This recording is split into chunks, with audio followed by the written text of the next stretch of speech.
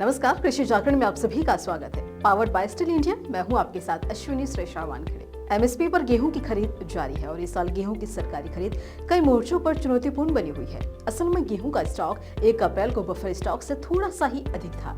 ऐसे में इस साल गेहूं खरीद का लक्ष्य पूरा करना महत्वपूर्ण है और जिसके तहत 320 लाख मीट्रिक टन खरीद का लक्ष्य रखा गया है। लेकिन गेहूं खरीद की जारी प्रक्रिया के बीच मौसम में हुए बदलाव ने किसानों और सरकारों को मुश्किल बढ़ाई है।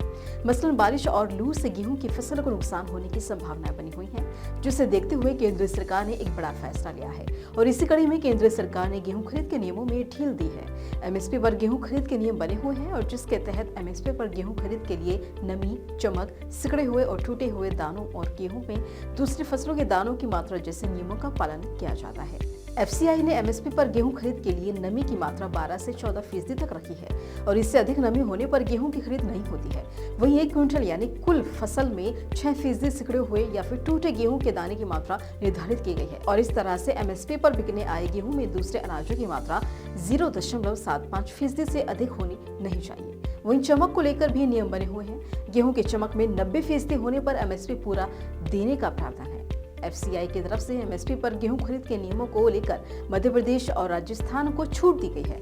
मसलन इन दोनों राज्यों के किसानों को गेहूं खरीद के लिए नियमों में छूट मिलेगी और बीते दिनों इन दोनों राज्यों में भी मौसम की वजह से गेहूं को नुकसान की खबरें सामने आई थी। वहीं गेहूं खरीद के बदले नियमों के तहत मध्य प्रदेश में सिकुड़े दानों की मात्रा 6% को बढ़ाकर 15% तक कर दी गई है। इस तरह राजस्थान में भी 20% सिकुड़े दाने के साथ गेहूं की खरीदारी होगी।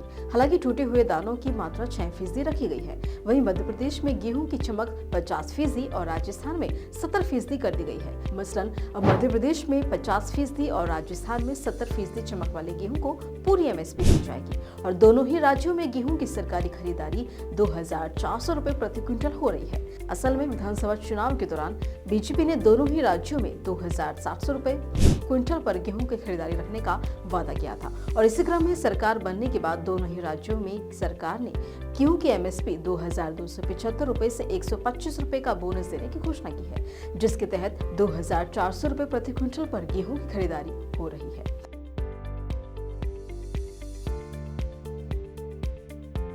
तो आपको ये जानकारी कैसी लगी, हमें कमेंट सेक्शन में कमेंट कर जरूर बताएं और साथ ही इसी तरह की खबरों के लिए बने रहें कृषि जागरण के साथ। शुक्रिया।